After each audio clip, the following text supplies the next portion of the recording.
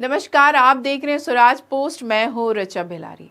2025 का चुनाव सिर पर है। नेताओं की सभाएं शुरू हो चुकी हैं, घोषणाएं तेज हो चुकी हैं और बिहार की सियासत में एक बार फिर सबकी निगाहें टिकी हैं एक अदृश्य लेकिन अजय शक्ति पर, बिहार की महिलाएं।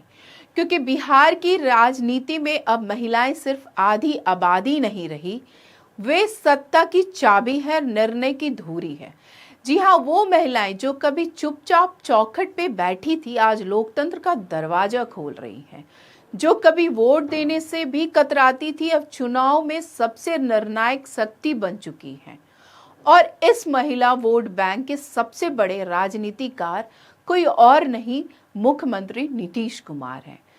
वही नेता जिन्होंने बिहार में साइकिल से क्रांति शुरू की, वही नेता जिन्होंने सत्ता में आते ही कहा अगर बिहार को बदलना है तो सबसे पहले उसकी बेटियों को सशक्त करना होगा।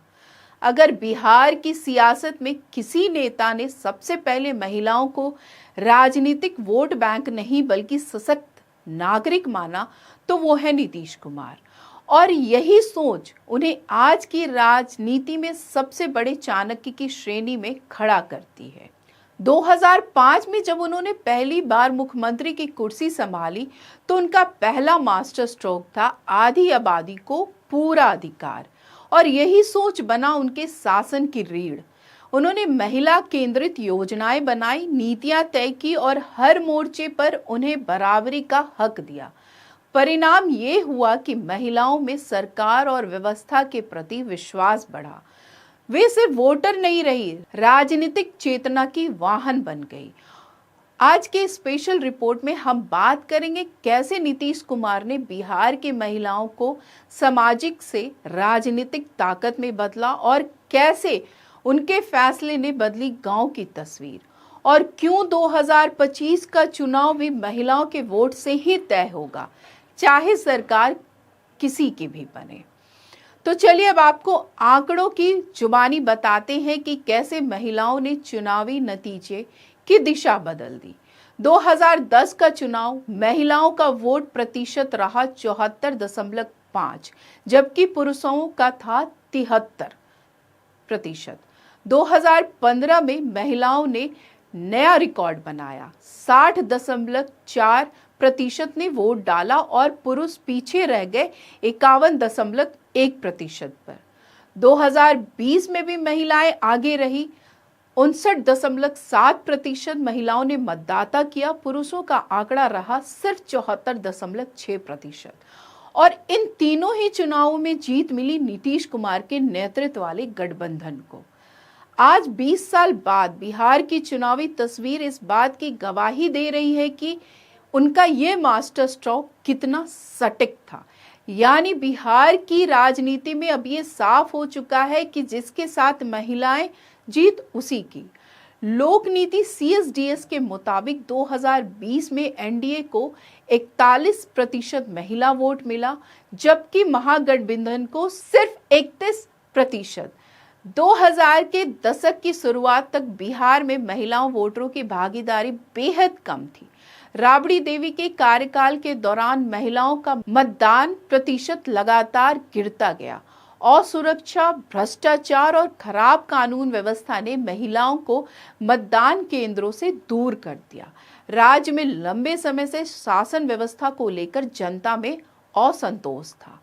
साल 2005 बिहार की राजनीति एक नए मोड़ पर थी। 2005 के फरवरी चुनाव में महिलाओं का वोट प्रतिशत 1990 के तुलना में 9% कम हो गया। इसी माहौल में नीतीश कुमार सत्ता में आए और उन्होंने सबसे पहले ध्यान दिया उस तबके पर जिसे दशकों तक राजनीतिक हाशिए पर रखा गया था, महिलाएं। सत्ता में आते ही सबसे पहले व्यवस्था को सुधारा, महिलाओं को केंद्र में रखा। उन्होंने महिलाओं को सिर्फ वोटर नहीं, चेंज एजेंट मानकर नीतियां बनानी शुरू की। साल 2006 नीतीश सरकार ने 2 ऐतिहासिक फैसले लिए जिसकी गूंज सिर्फ गांवों तक नहीं बल्कि विदेशों तक पहुंची। मुख्यमंत्री बालिका साइकिल योजना, 9वीं क्लास में पढ़ने वाली हर लड़की को दी गई मुफ्त साइकिल। ये साइकिल सिर्फ स्कूल जाने का साधन नहीं था, ये आजादी, आत्मविश्वास और आत्मनिर्भरता की दिशा थी। बेटियां जो पहले दूरी या असुरक्षा के कारण स्कूल नहीं जा पाती थी, अब साइकिल पर बैठकर दूर दराज के स्कूल तक पहुंचने लगी। इस योजना पर अमेरिका की नॉर्थ ईस्टर्न यूनिवर्सिटी के प्रोफेसर निशित प्रकाश ने रिसर्च किया और जब रिपोर्ट प्रकाशित हुआ तो अफ्रीका के एक देश जाम्बिया ने इस योजना में रुचि दिखाई। पंचायती राज संस्थानों में 50% आरक्षण। अब गांव की बेटियां और बहुएं मुखिया, सरपंच और प्रमुख बनने लगी। पहली बार उन्हें फैसले लेने का अधिकार मिला। उन्होंने देखा राजनीतिक शक्ति क्या होती है। हालांकि शुरुआत में वो पुरुषों की सलाह से काम करती थी, लेकिन धीरे धीरे उनमें फैसले लेने का आत्मबल सा आ गया। घर की बहू बेटियां गांव की सरकार का हिस्सा बनने लगी। राजनीति में महिलाओं की भागीदारी ने पर्दा प्रथा और परंपराओं की बेड़ियों को तोड़ा। नीतीश कुमार ने महिलाओं के आर्थिक सशक्तिकरण के लिए शुरू की जीविका योजना, विश्व बैंक से कर्ज लेकर। 2006 में शुरू हुई ये योजना आज बन चुकी है एक क्रांति। आज बिहार में 1,35,00,000 से ज्यादा जीविका दीदियां हैं। ये महिलाएं स्वयं सहायता समूह में जुड़कर लोन लेती है, छोटे उद्योग खोलती है और आत्मनिर्भर बनती है।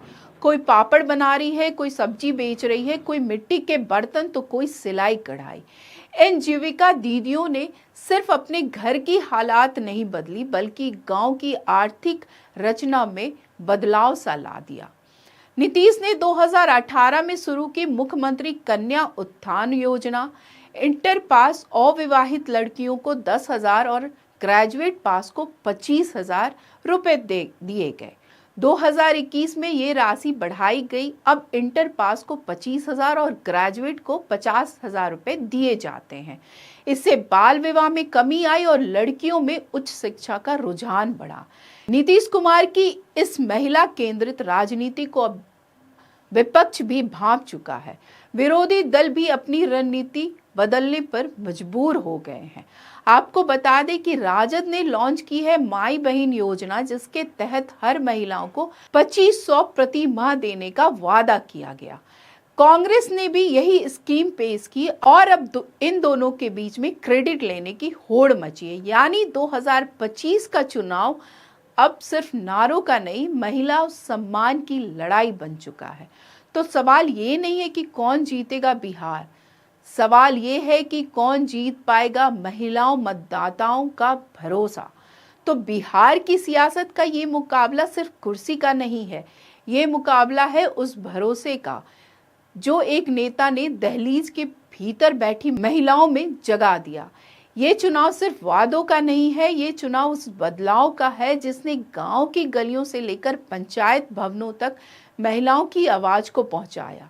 2025 की लड़ाई में मुद्दे बहुत होंगे, लेकिन असली निर्णायक होगी वो बेटियां जो साइकिल पर स्कूल जाती हैं और वो बहुएं जो पंचायत में प्रस्ताव पास करती हैं और वो जीविका दीदियां जो अब बैंक में खाते नहीं खोलती, सपने खोलती है।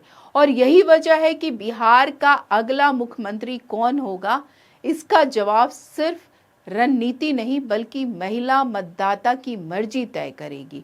क्योंकि जिस दिन बिहार की महिलाएं एकजुट होकर वोट देती है, उस दिन सरकार बनती है, इतिहास लिखा जाता है।